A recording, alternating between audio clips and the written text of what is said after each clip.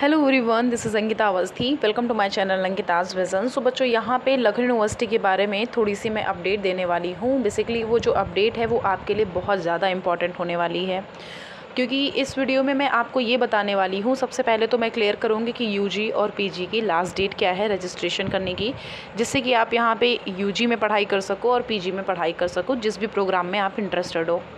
Plus यहाँ पे आपको पता है कि जो डेट दी गई है उसको एक्सटेंड करके एक नई डेट प्रोवाइड करी गई है आपको। तो यूजी के लिए 5 जुलाई है और पीजी के लिए अगर आप देखोगे तो यहाँ पे 17 जुलाई पड़ी हुई है। ये रहा पीजी। तो ये पोस्ट ग्रेजुएशन वाले एग्ज़ाम सारे हैं, उन सारे एग्ज़ाम्स के लिए यहाँ पे 17 जुलाई आपकी डेट एक्सटेंड कर गई है। तो सबसे पहले तो ये नोटिस है आपकी।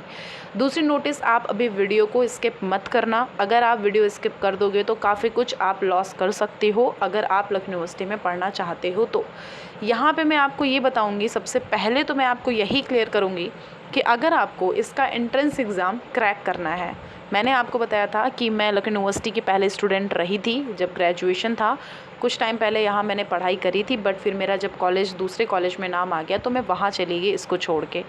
तो मुझे एक्सपीरियंस हो गया, प्लस मेरे भाइयों ने भी यहाँ पे पढ़ाई करी है। मेरे जो भाई बने हुए, तो मतलब जो ऑफिसर, वो यहीं से सबसे पहले पढ़ाई किए थे और इन्होंने ग्रेजुएशन, पोस्ट ग्रेजुएशन, पीएचडी यहाँ पे सब कुछ किया है।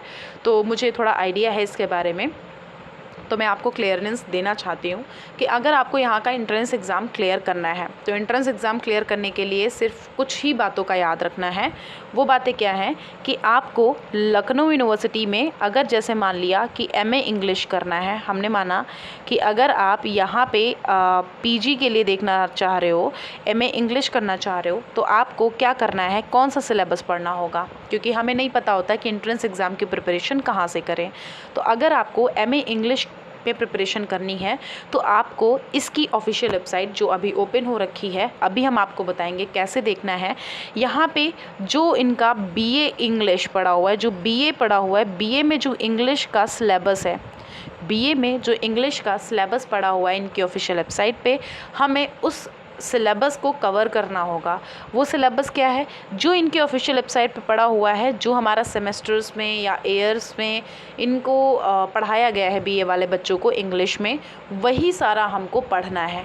अब वो सारा कैसे पढ़ना है हम आपको बताते हैं। बेसिकली जो बीए का 3rd ईयर है उन पे तो आपको ज़्यादा फोकस करना है। 3rd ईयर में अगर आपका इंग्लिश है तो ज़्यादा फोकस करना है। जो जो टॉपिक्स हैं उन टॉपिक को आपको अपने किसी भी कॉपी में लिख लेना है। आप साइंस फैकल्टी से हो, वो भी फैसिलिटी से हो, वो भी मैं आपको बता दे रही हूँ, साइंस स्ट्रीम से या किसी भी स्ट्रीम से हो, सारे स्ट्रीम वाले बच्चों को हम बोलेंगे अगर एमएससी करना है तो बीएससी का सिलेबस, अगर आपको आगे एमए करना है तो बीए का सिलेबस, अगर एमकॉम करना है तो बीकॉम का सिलेबस। सिलेबस कहाँ से मिलेगा वो मैं आपको क्लियर कर दे रही हूँ।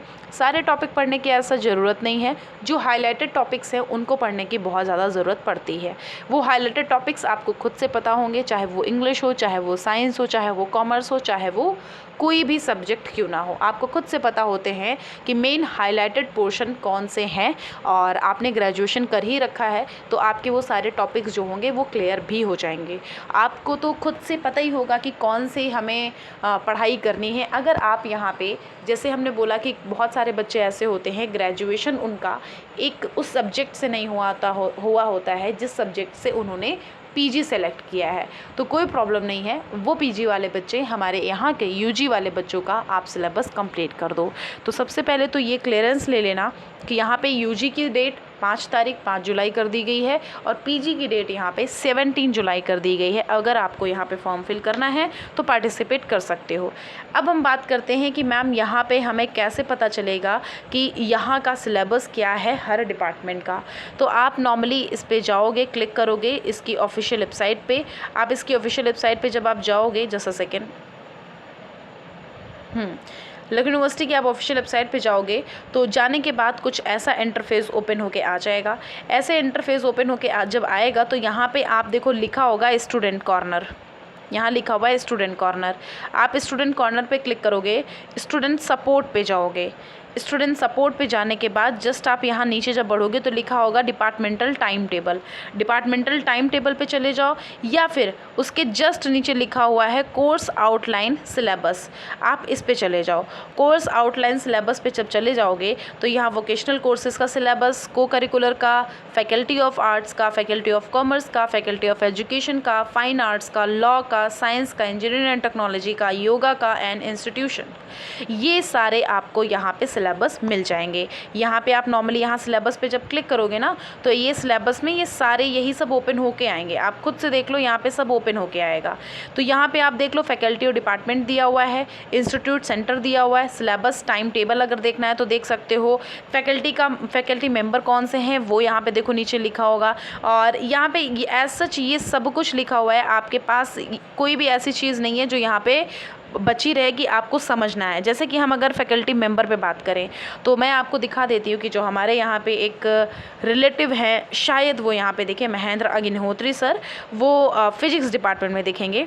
यहाँ पे अगर हम फिजिक्स का यहाँ पे अगर हम क्लिक करें तो शायद यहाँ पे वो ज़रूर से हों।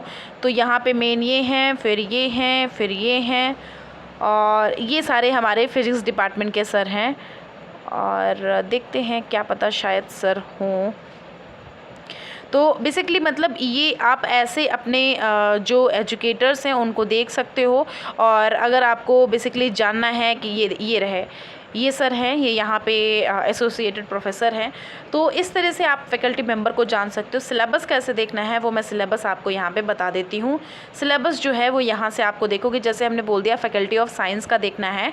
आप अगर एमएससी बॉटनी से करना चाह रहे हो तो यहाँ बॉटनी का सिलेबस आप क्लिक कर दो। ये देखो सारा सेमेस्टर वाइज सबको सिलेबस ओपन होके आ जाएगा आपके पास, ठीक है। BSc semester second, BSc semester third, BSc semester 1, सब कुछ यहाँ पे आ जाएगा आपके पास। कोई भी ऐसा चीज़ नहीं है जो यहाँ पे अवेलेबल ना हो।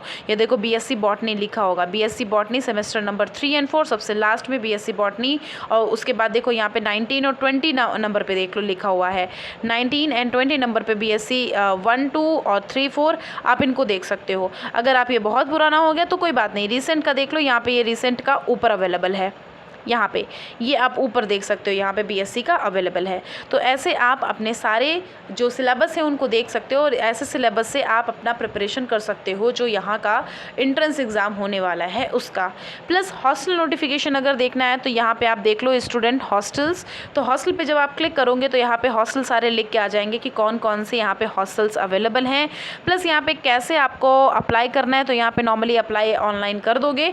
ऑनलाइन अप्लाई करने पे खुद से पता चल जाएगा कि कैसे क्या यहाँ पे अप्लाई करना है। आप यहाँ ईमेल डालना है, पासवर्ड डालना है, कैप्चर कोड डालना है, लॉगिन करना है, और अगर नहीं तो यहाँ पे न्यू रजिस्टर्ड पे चले जाना। तो यहाँ पे आपका ये फिर से हो जाएगा, स्टूडेंट हॉस्टल फैसिलिटी के लिए अप्लाई हो जाएगा। यहाँ पे अभी तो यहाँ देख सकते हो पीएचडी फर्स्ट ईयर बच्चों के लिए यहाँ पे लिखा हुआ है, और अभी एज सच आपके लिए नहीं आया है। जैसे ही यहाँ पे हॉस्टल नोटिफिकेशन आएगा तो आपको ये जो हॉस्टल नोटिफिकेशन जस्ट उसके नीचे लिखा हुआ है ना, तो आपको खुद पता चल जाएगा। तो यहाँ पे देख लो अभी 2023 to 2024 ये जस्ट सेकेंड, हाँ यहाँ पे आप खुद से देख सकते हो, यहाँ पे लिखा हुआ है 2022 to 2023। अभी यहाँ पे कोई भी ऐसा नोटिस नहीं आया। जैसा ही नोटिस आएगा मैं आपको सारा सब कुछ इन्फॉर्मेशन दे दूँगी। अगर आपको ये सब सही लगता है, हेल्पफुल लगता है, तो आप हमारे चैनल को ज़रूर से सब्सक्राइब कर लीजिएगा। मैंने सोचा कि इस टॉपिक पे वीडियो बनाना बहुत ज़रूरी है। आप ऐसे यहाँ पे अपना सिलेबस देख करके प्रिपरेशन कर सकते हो। अगर आपको ऐसा साइंस के बैकग्राउंड से हो, अगर कोई प्रॉब्लम होती है तो आप कमेंट बॉक्स से कमेंट कर सकते हो, वहाँ पे मैं हेल्प करने की कोशिश करूँगी। और आप टेलीग्राम पे मैसेज कर सकते हो, टेलीग्राम की लिंक आपको डिस्क्रिप्शन बॉक्स में मिल जाएगी, और हमारे आप इंस्टाग्राम पे भी मैसेज कर सकते हो। ओके, थैंक यू बच्चों, थैंक यू सो मच।